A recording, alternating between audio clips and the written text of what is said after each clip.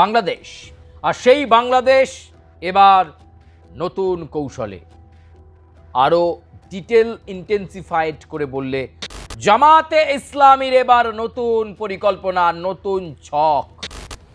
ঠিক শুনছেন, একদিকে যখন বাংলাদেশে নির্বাচিত সরকার তারেক রহমানের নেতৃত্বে কিভাবে প্রগতিশীল বাংলাদেশ তৈরি করা যায়, কিভাবে অবকাঠামো থেকে শুরু করে পরিকাঠামো উন্নয়নের দিকে জোর দেওয়া যায়, কিভাবে কর্মসংস্থান করা যায় সেই দিকে জোর দিচ্ছে, ঠিক সেই সময় জামাতে ইসলামের মতো শক্তি এবার নয়া পরিকল্পনায়।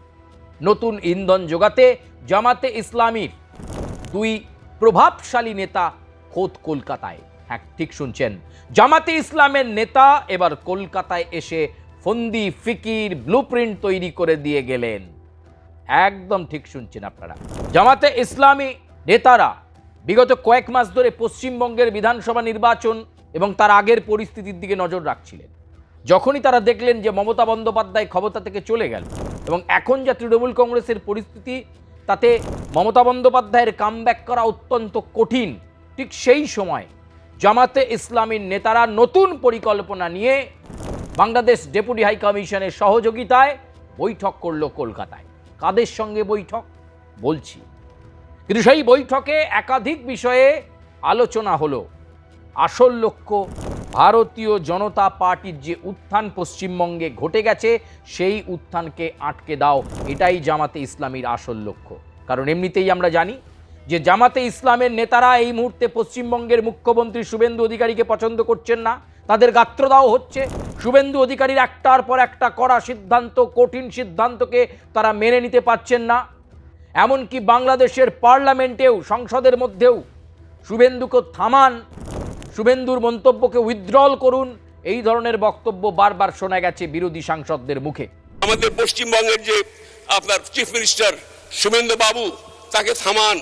বাংলাদেশ বিরোধী যে সমস্ত বক্তব্য আসছে, মাঝে মধ্যে যে সমস্ত বক্তব্য দিচ্ছেন, এই বক্তব্যে বাংলাদেশ এবং আমাদের দেশের ভারত বাংলাদেশের বন্ধুত্বের অন্তরায় হয়ে গেছে। স্পিকার, জামাতে ইসলামের দুই দাপুটের নেতা অত্যন্ত গোপন এবং সুচতুরভাবে কলকাতায় এলেন।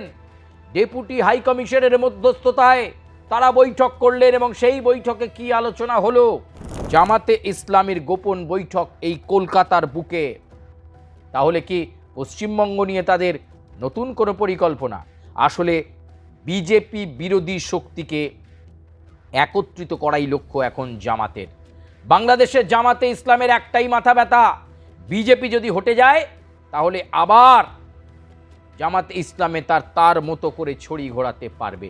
তারা বুঝে গেছে যে তৃণমূল কংগ্রেসের পক্ষে আর ক্ষমতায় আসা সম্ভব নয়।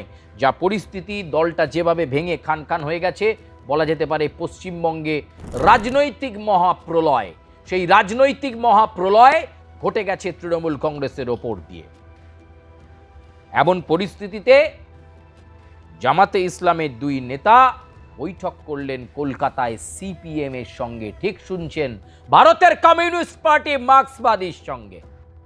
অনেকে অবাক হচ্ছেন যে কট্টরপন্থী ইসলামিক দলের সঙ্গে সিপিএম বৈঠক করবে কেন? এটাই সত্যি, এটাই বাস্তব। যে গুরুত্বপূর্ণ তথ্য বাংলাদেশ সূত্রে আমরা জানতে পাচ্ছি, জামাতে ইসলামীর দুই দোর্দণ্ড প্রতাপ নেতার সঙ্গে এই পশ্চিমবঙ্গের দুজন শক্তিশালী সিপিআইএম এর শীর্ষ নেতৃত্বের বৈঠক হয়েছে। এই বৈঠকের একটা মাত্রই কারণ, এই মুহূর্তে সিপিএম এর পেছনে নেপথ্যে থাকতে চাইছে জামাতে ইসলামী। তারা সিপিএমকে অক্সিজেন যোগাচ্ছে, তারা সিপিএমকে বোঝাতে চাইছে যে পশ্চিমবঙ্গে 30% মুসলিম ভোট ব্যাংক, সেই 30% মুসলিম ভোট ব্যাংককে যাতে সিপিএম এর দিকেই পরিচালিত করা যায়, যাতে বামপন্থীদের দিকে পরিচালিত করা যায়, সেই চেষ্টা তারা করছেন। জামাতে ইসলামের আসল লক্ষ্য যে যাতে মুসলিম ভোট ব্যাংক, আগে যেরকম ইকুয়েশনে ছিল যে মুসলিম ভোট ব্যাংক যার দিকে, নবান্নর ক্ষমতা তার দিকে, সেই বিষয়টাকে তারা রাখতে চাইছে। ফলে একদিকে সাধারণ মানুষের ভোট পাবে সিপিএম, এমনটা মনে করছে। তারা মনে করছে যেহেতু তৃণমূল কংগ্রেস দুর্মূষ হয়ে গেছে, তাহলে এই অবস্থায় দাঁড়িয়ে এই রাজ্যে বিজেপির পর যদি মানুষ কাউকে ভাবে তাহলে সেটা সিপিআইএম। এই জায়গাটাকে কাজে লাগাতে চাইছে জামাতে ইসলামী। 30% মুসলিম ভোটটা সিপিএমেই যাবে এটা নিশ্চিত করতে চাইছে জামাতে ইসলামী। তারা বলছে তারা যে কল দেবে, তারা যে আহ্বান দেবে, জামাতে ইসলামীর যারা আমিররা রয়েছেন, যারা শীর্ষ নেতারা রয়েছেন, তারা যে কল দেবেন মুসলিম সম্প্রদায়ের মানুষ সেদিকেই ভোট দেবেন, অর্থাৎ সিপিএমকে ভোট দেবেন। আসল লক্ষ্য ভারতীয় জনতা পার্টির যে উত্থান 2024 সালে পশ্চিমবঙ্গের বুকে ঘটে গেছে সেইটাকে আটকে দাও। বিজেপিকে রুখতে সিপিএমের সঙ্গে জামাতের বৈঠক, অত্যন্ত তাৎপর্যপূর্ণভাবে এই বৈঠক।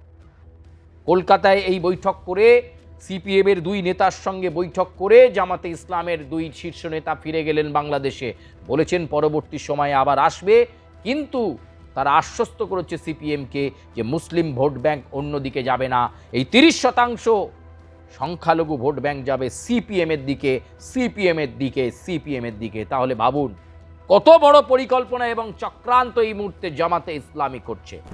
একদিকে ভারত বিদ্বেষী স্লোগানকে মাথাচাড়া করতে ইন্ধন রয়েছে জামাতে ইসলামের, একদিকে জামাতে ইসলাম বলছে কলকাতাকে ভেঙে টুকরো টুকরো করে দেবো, আর একদিকে চলছে পশ্চিমবঙ্গের রাজনৈতিক দল সিপিএমের সঙ্গে জামাতে ইসলামের গোপন বৈঠক।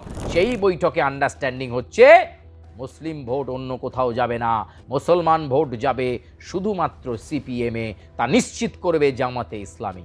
কি বড় পরিকল্পনা, কি বড় চক্রান্ত! কি রে, তোর বেশ র্যাশ হয়েছে দেখছি।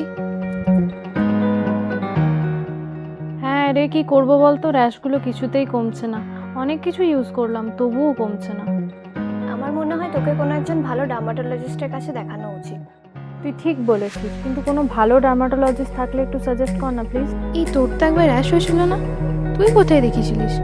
তুই একবার গৌরীদেবী হসপিটালসে দেখাতে পারিস, ওখানে ভালো এক্সপিরিয়েন্স ডার্মাটোলজিস্ট আছে। আমারও সেম প্রবলেম হয়েছিল, এখন ওখানে ট্রিটমেন্ট নিয়ে আমি এখন ঠিক আছি।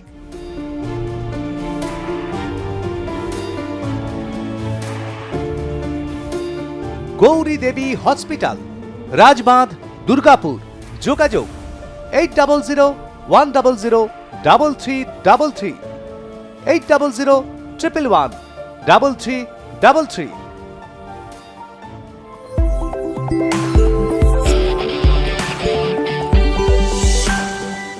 এবং জামাতে ইসলামের নেতারাই দাবি করেছেন যে তাদের সঙ্গে পশ্চিমবঙ্গের ভারতের কমিউনিস্ট পার্টি মার্ক্সবাদীর আলোচনা হয়ে গেছে, সিপিএমের আলোচনা হয়ে গেছে, তারা ধাপে ধাপে সম্পর্ককে এগোবেন।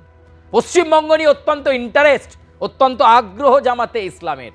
আসল লক্ষ্য বিজেপিকে আটকে দাও, আসল লক্ষ্য শুভেন্দু অধিকারীকে আটকে দাও, সেই চেষ্টা, সেই প্রয়াস নেওয়ার জন্যই কলকাতায় গোপন বৈঠক জামাতে ইসলামের। প্রিয় দর্শক, এটাকে নিছক খবর বলে ভুল করবেন না, অত্যন্ত গুরুত্বপূর্ণ এই খবরের আপডেটে আমরা আগামীতেও আসব। জামাতে ইসলামের নেতারা গোপনে এলেন, কলকাতায় একটি জায়গায় বৈঠক হলো, সিপিএমের শীর্ষ দুই নেতার সঙ্গে বৈঠক হলো জামাতে ইসলামের দুই শীর্ষ নেতার, প্রায় ঘন্টা তিনেকের বৈঠক, একাধিক বিষয়ে আলোচনা, কিন্তু আসল লক্ষ্য এই রাজ্যে বিজেপির উত্থানকে ঠেকিয়ে দাও, তাহলেই কিন্তু জামাতে ইসলামের সুবিধে হয়ে যাবে। প্রকারান্তরে ভারতবর্ষের বিরোধিতা করব আর পশ্চিমবঙ্গে থাকা রাজনৈতিক দলকে ইন্ধন দেব, সেই ইন্ধন দেবে জামাতে ইসলামী, সেই ইন্ধন আসবে ধর্মের ভিত্তিতে। এই জায়গাটাই কাজে লাগাতে চাইছে জামাতে ইসলামী। প্রিয় দর্শক, আজকের মতো প্রতিবেদন এ পর্যন্তই। তবে আপনাদের এই প্রতিবেদন কেমন লাগলো আপনারা মন্তব্য করবেন, কমেন্ট করবেন, লাইক করবেন, সাবস্ক্রাইব করবেন, বেল আইকনে প্রেস করতে ভুলবেন না। আমরা চেষ্টা করব আপনাদের কাছে গুরুত্বপূর্ণ আরও তথ্য পৌঁছে দেওয়ার জন্য। তবে আপাতত ধন্যবাদ, বিদায় নিচ্ছি আজকের প্রতিবেদন থেকে।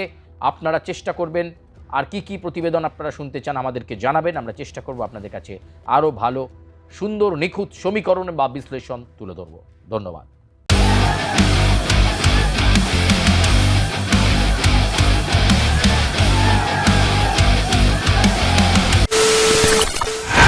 খবরের নামে প্রতিদিন সন্ধে আপনার ড্রয়িং রুমে কি শুধুই চিৎকার চেঁচামেচি খেয়ে আসে? বিতর্কের নামে চলে গালাগালি আর কাদা ছোড়াছুড়ি। এবার সময় পরিবর্তনের, কারণ আমরা কান ফাটানো চিৎকারে বিশ্বাস করি না, আমরা বিশ্বাস করি খবরের সত্যতায়। আমরা কোনো পক্ষের হয়ে গলা ফাটাই না, আমরা সাধারণ মানুষের হয়ে প্রশ্ন তুলি। চিৎকার নয়, শুধু খবর হবে, যেখানে বিতর্ক আছে কিন্তু কুৎসিত ঝগড়া নেই। সঠিক তথ্য, বিশ্বস্ত খবর। নজর রাখুন আর প্লাস নিউজে।